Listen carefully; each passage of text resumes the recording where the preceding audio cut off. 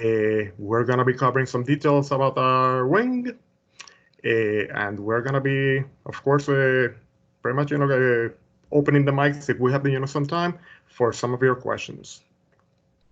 And I will be happy to take pretty much, all the information that you can provide us, at the end of the presentation.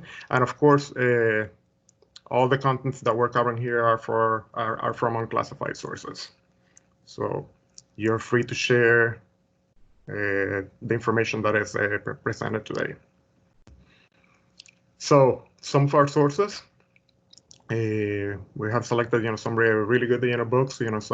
Some are known, some are not so known, but equally reliable. Among those is one by Bernard Finalti, Winged Shield, Winged Sword. That is, an excellent book, very well researched. He used to work for the Air Force Historical Research Agency.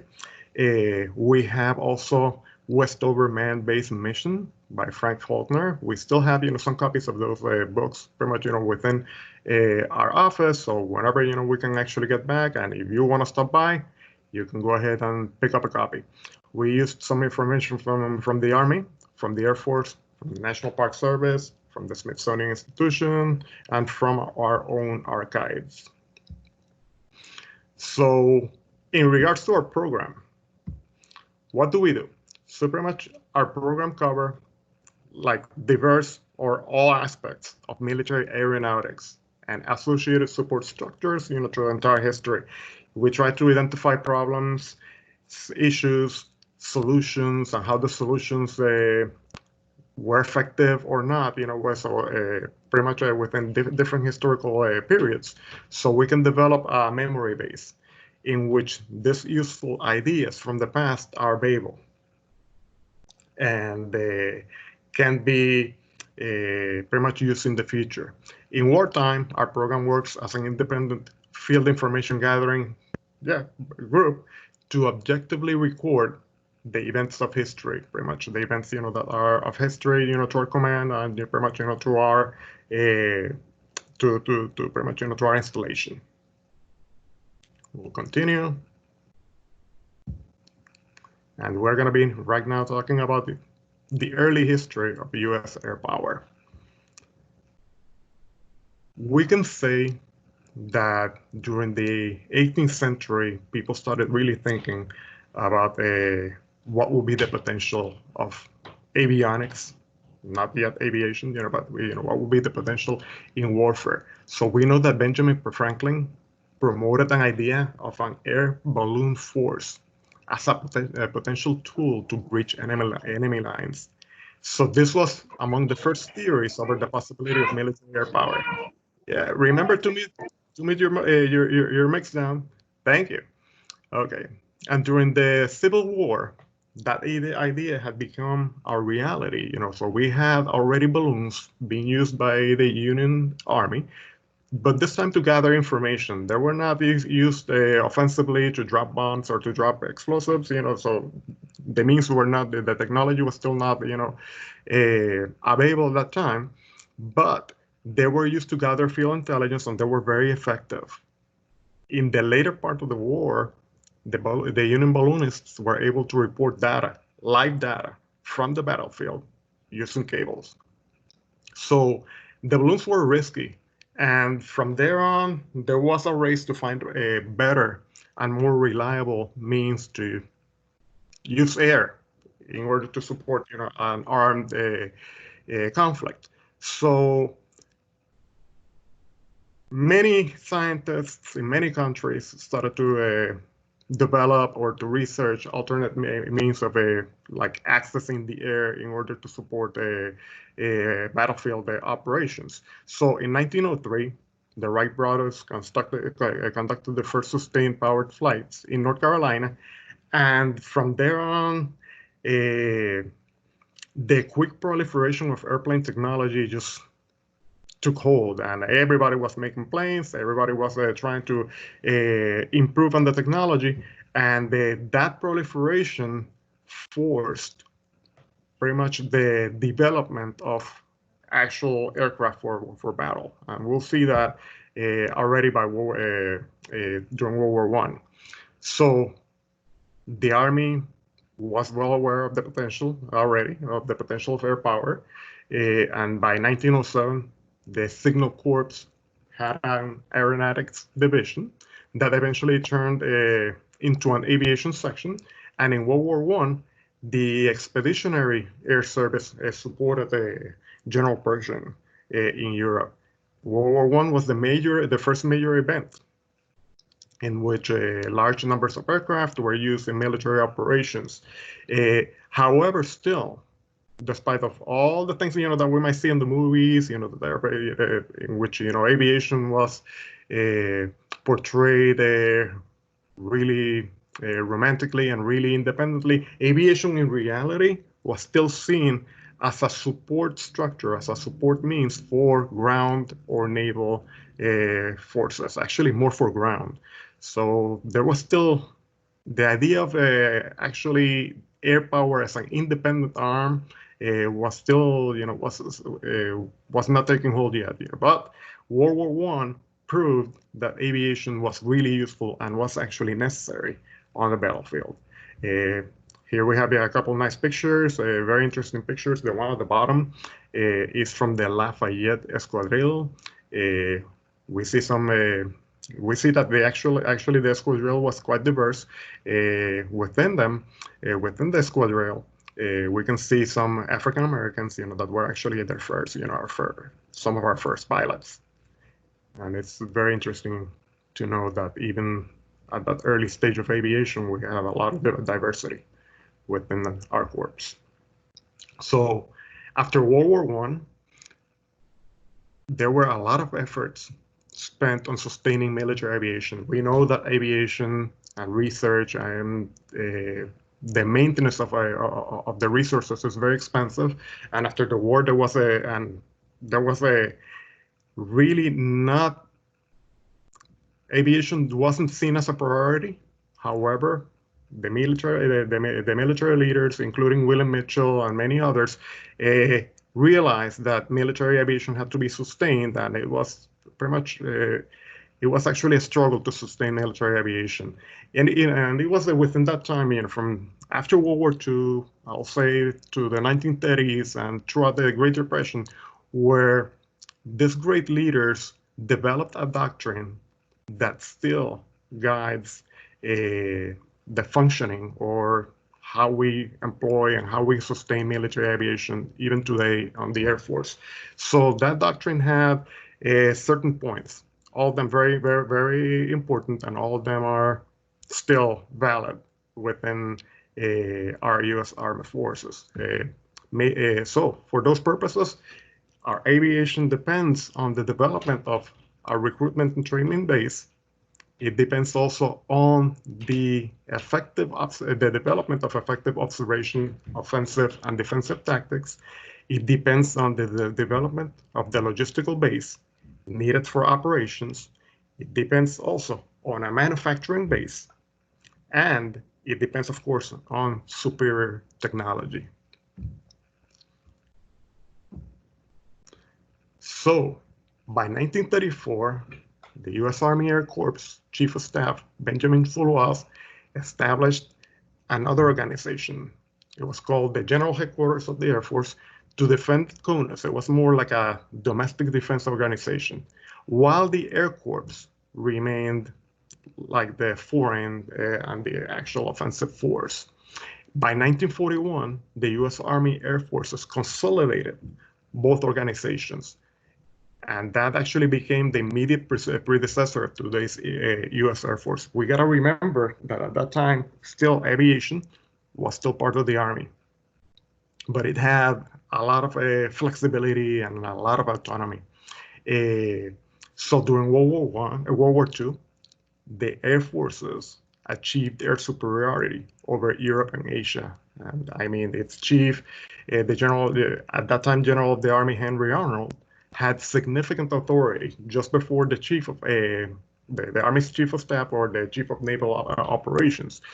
In this critical conflict, eventually we saw air power matching with nuclear capabilities in Japan, and pretty much, it established air dominance as an essential part of modern warfare. So air power ceased to be a mere support structure, and then it was recognized as an independent concept and context within warfare. It became clear that it was essential. So after the war, there was yet another demobilization period, but the Cold War picked up like almost immediately, and there was a huge arms race, and the consequent arms race peaked, and resulted in continuous advances in force deployments. I mean, like the Soviet Union was investing a lot of resources on naval and air technology, and then we were, of course, we were not staying behind. So that established a need to take aviation very seriously. And from 1945 to 1947, there was an intense inter-service negotiation that eventually facilitated the establishment of the Air Force. We gotta say that not all branches were in favor of establishing the U.S. Air Force. The Army actually was very supportive, but the Navy was not that happy with losing like so much ground with the establishment of an alternative branch. But I mean that negotiation took place, and during obvious needs established by the Cold War. So by 1947, we saw the birth of the Air Force as an independent branch. So we're going to be talking a little bit about Major General Oscar Westover, for whom our installation is based. It's a very important figure in early U.S. aviation, as we are going to see. So he was born in Michigan, and he enlisted as a private in the U.S. Army in 1901. So he gained access to West Point and eventually graduated in 1906. And he actually started his military career as an infantry officer in the Philippines, and also he spent some time in Alaska.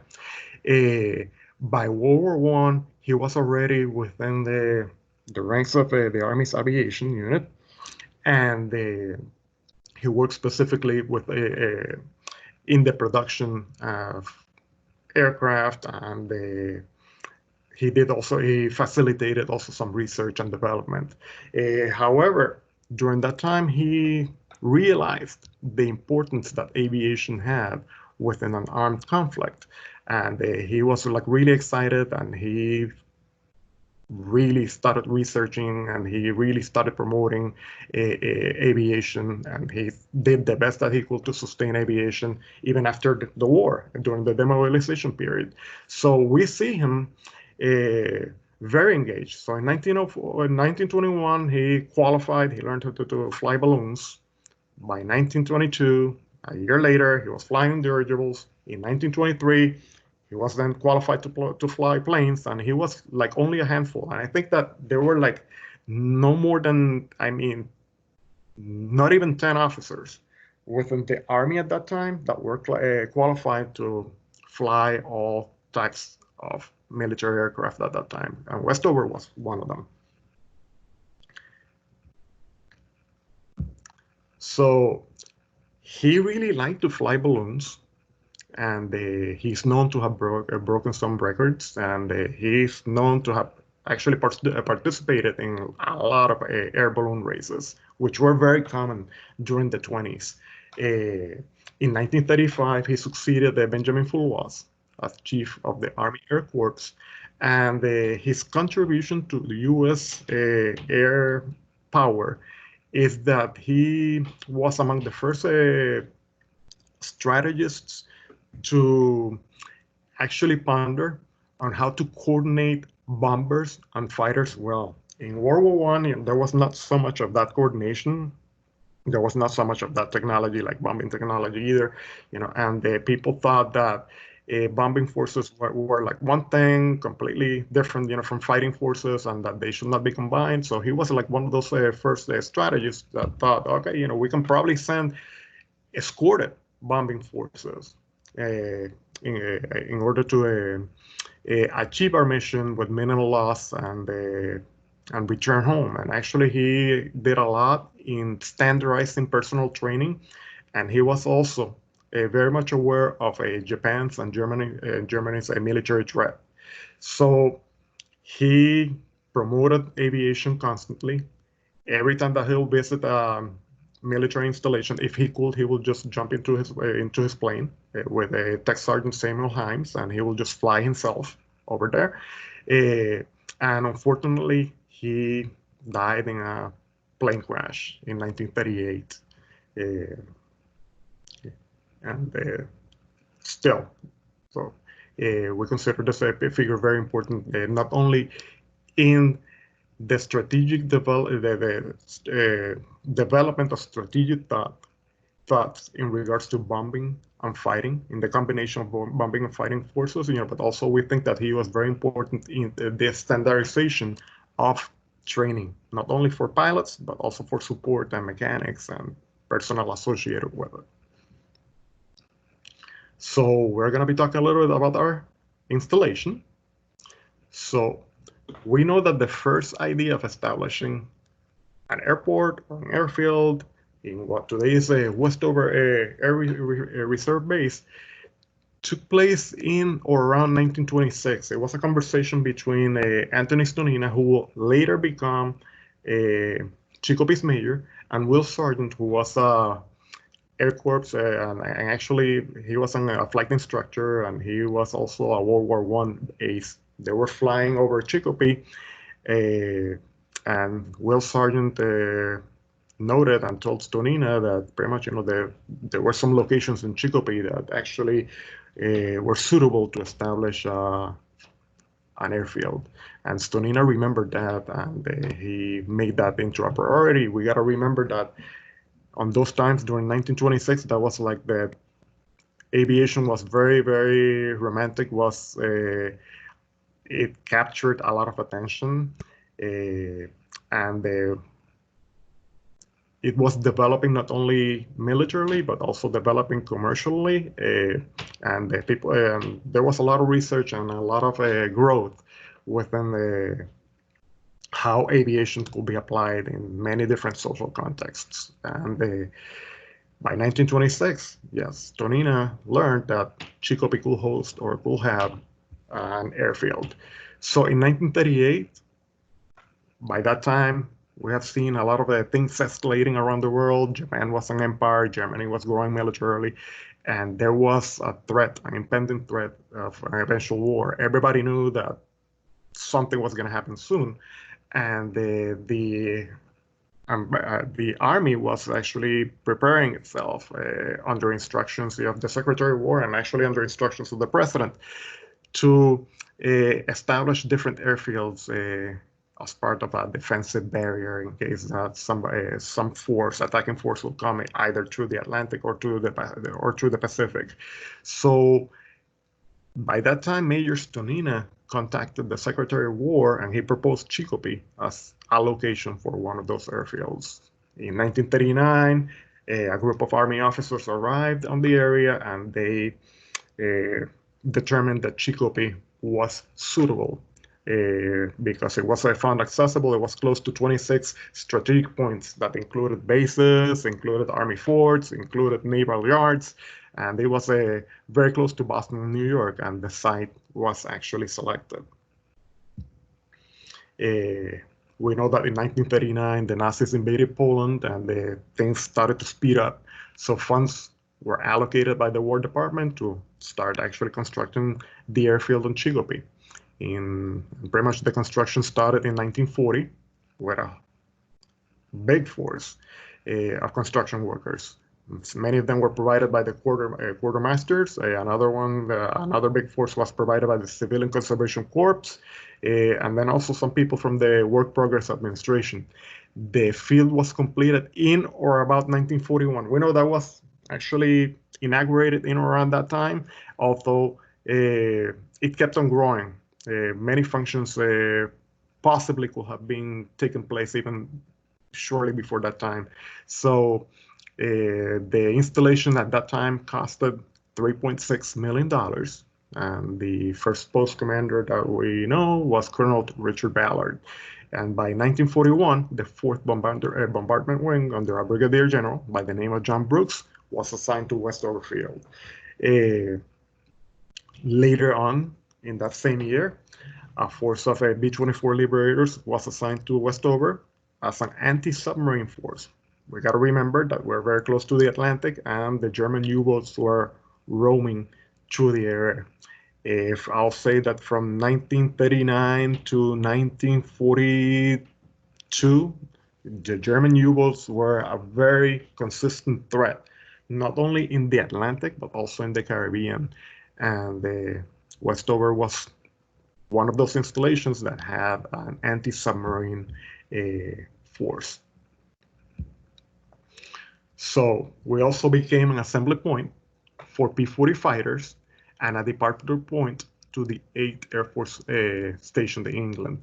So also a very highly classified bombsite was installed in B-17s and B-24s at the installation.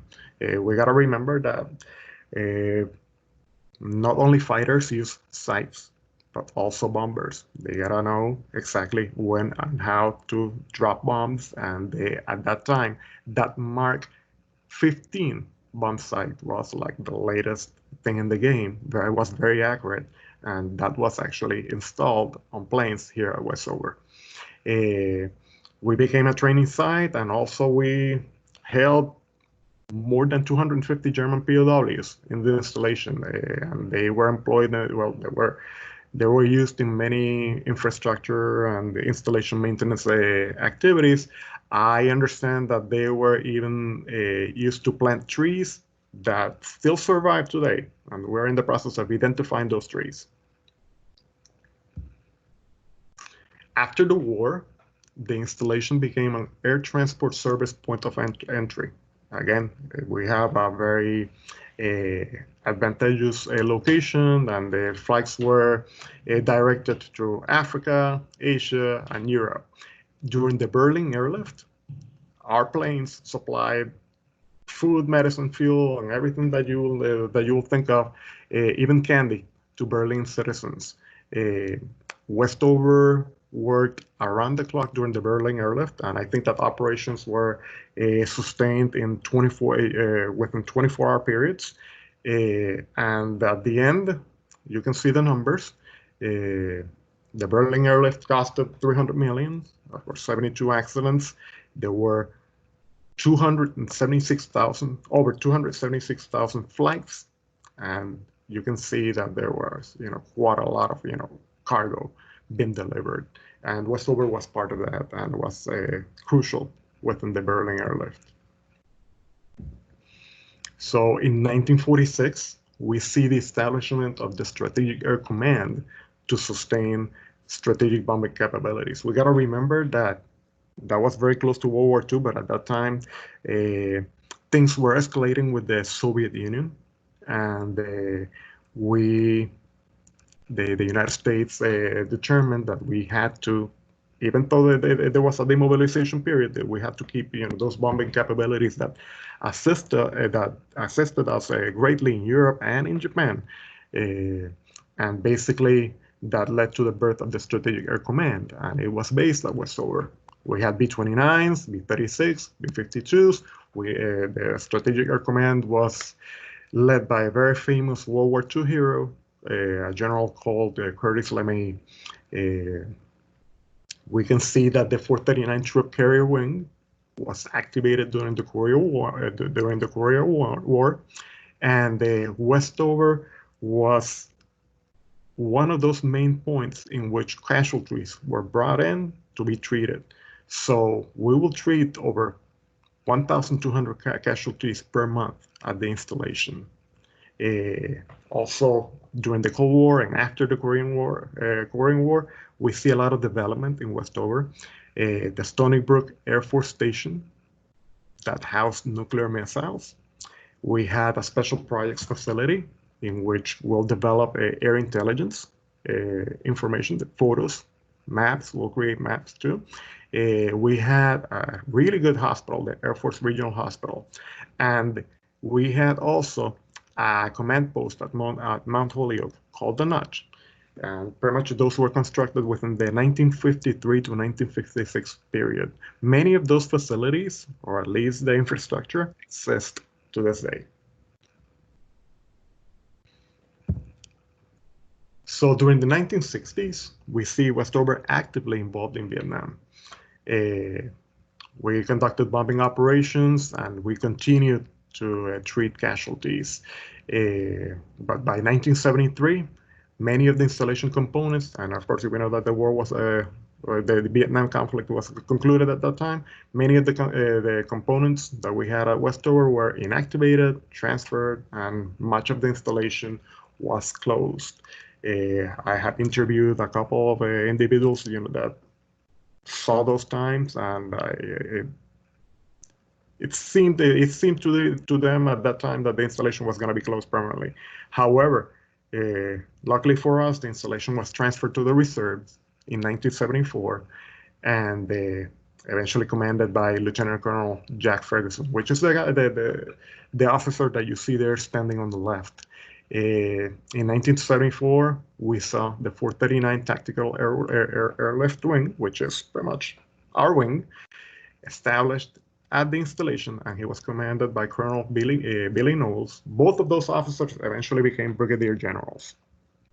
And from there on, our wing and our installation provided a lot of aerial support, especially to the Army. We had a significant fleet. We had C-123s, C-130s, and then during that time period, our wing acquired a multi-purpose character. So we started doing a lot of humanitarian missions, besides our better-known military missions. So we started flying all over the Atlantic and all over the Pacific to not only support our allies in armed conflicts, but we also supported our allies and others in humanitarian missions. And that actually took place and took character during the 70s. So by 1987, we were assigned 16 C5s, and we transitioned eventually to a C5 force. So we traded our previous aircraft to our C5s, and that transition was finished by 1990. And we can see that we provided a lot of support with our C5s in operations Desert Shield and Desert Storm. We did a lot of refueling, we facilitated troop deployments, and we did a lot of maintenance on aircraft and other types of equipment with over 20 crews, and it was operation around the clock. I mean, even though we had a significant workforce, the intensity of the requirements were considerable, so we had to have help, from different organizations, from different municipalities, to aid us and sustain our mission at that time, especially during Desert Storm. We know that was a truly cooperative or collaborative effort between the military and some other organizations. So we can say that for the last 30 years, the wing has provided a lot of service, not only military, but also humanitarian to Egypt, Guatemala, Somalia. We have participated in the Persian Gulf, and we have been instrumental in the global war on terrorism and Operation Freedom Sentinel. And we continue to be relevant today. Every month, our flights depart Westover in support of humanitarian or military missions, and we continue to be relevant. And we hope that we'll continue to be relevant in the future. Let's talk a little bit about our lineage, our actual lineage as an organization. We can say that the 439 Airlift Wing had its earliest predecessor in the 439 Troop Carrier Group, and that was a World War II organization. It was constituted in 1943, and it operated C-47, C-46, and specialized in gliders for the 9th Air Force. We know that the 439 Troop Carrier Group dropped paratroopers for the 101st, for the 82nd, and the 517 in France, Normandy, the Netherlands. These guys were on the thick of the battle. Like I mentioned before, they specialized in releasing gliders in Normandy and Holland, and the gliders were like almost like a kite. They had no engines. They were dragged through an airfield made normally by a C-47, and once they were on the air, they were released, and they will just be silent, and they will drop on assigned locations, and normally they were full troops, or they will have troops and they will have supplies, and it was a very risky method of conducting warfare, but our 439 Troop Carrier Group actually excelled in delivering gliders. We transported a lot of food, medicine, equipment, troops. We even evacuated patients to hospitals. And the group was actually inactivated in 1946, a little bit after the war. Just so you can see the character of the mission that this group had. I mean, we have some notes. We have been able to find some notes about him, and one of them is like the one that you see regarding Lieutenant Maurer. He gave his life and those of his crew by holding a burning C-47 leveled so airborne troops could land on the target zone. And some of the flags that were judged harshly from the ground were actually manned by crew members over the bodies of dead or disabled pilots. So some people see a plane shaking and probably doing like a very hasty and a very rough landing. So in many cases, those flights were actually completed by part of the crew because the pilots were dead, were shot. They were in the thick of the battle. And we know that the 439 Troop Carrier Group was considered to be very reliable, not only with the gliders, but also to deliver airborne troops very close to the target zones to accomplish their mission. And that's pretty much from where our lineage stems from. And I think it's important. If we can go back to our previous slide, you can see the emblem of the 439 Troop Carrier Group, and it's quite, I think it's quite cool, very interesting. In regards to our wing today, our wing was established. I'll say that in 1992, I think that we have a reliable records, pointing to a specific date in 1992.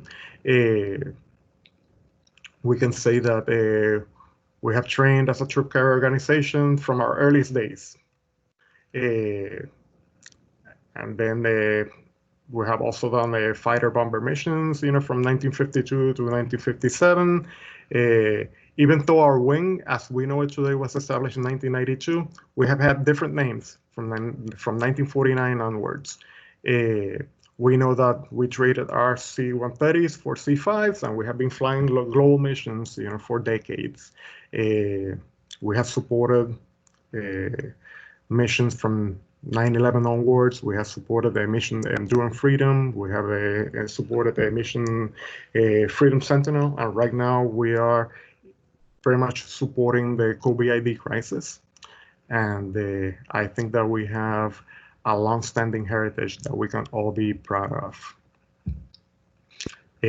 As far as closing remarks, we can say, and this is the takeaway that I think that's important, from this presentation, the development of U.S. air power finds itself in the convergence of military affairs and technological development. It's like right there in the middle, and it's closely associated with the concept of bridging distances to observe force deployments or deliver military power. And that's what we do as a wing today.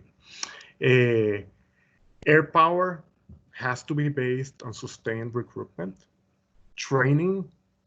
We have to be versatile in terms of operations. We have to have stable logistical capabilities.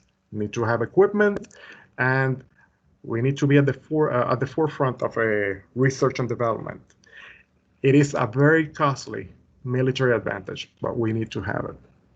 So Westover and the 439 Airlift Wing, we can find our origins at a critical historical period, World War II, in which air power proved itself indispensable in the execution of modern warfare. And then today, our wing executes military and humanitarian airlift missions to sustain U.S. national interests. So we can rightfully claim a global reach military resource quality. And that is what I have for you today. We'll continue to provide this presentation, I'll say, during specific times during the year. Hopefully, we're going to be developing a shorter version of it so we can provide it to new recruits. And yeah, this is our contribution, to our anniversary activities. Right now, we are running a little bit late, 7 minutes late, but I can take a couple questions. If you want to text them, use the chat feature, I'll go ahead and I'll take a couple questions. And if not, you can, you're released and you can do whatever you need to do today. I really thank you for your attendance.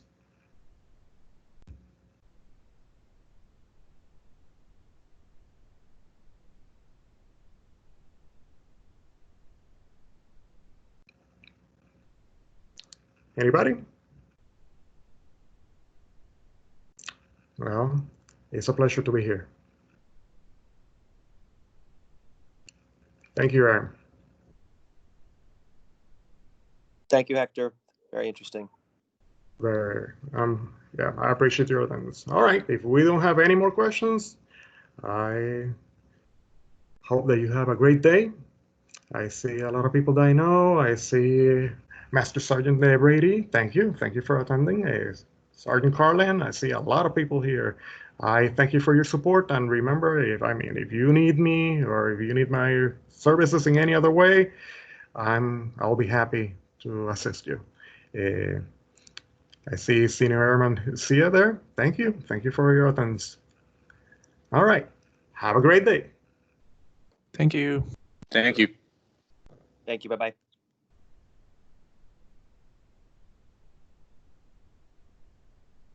Thank you. Bye.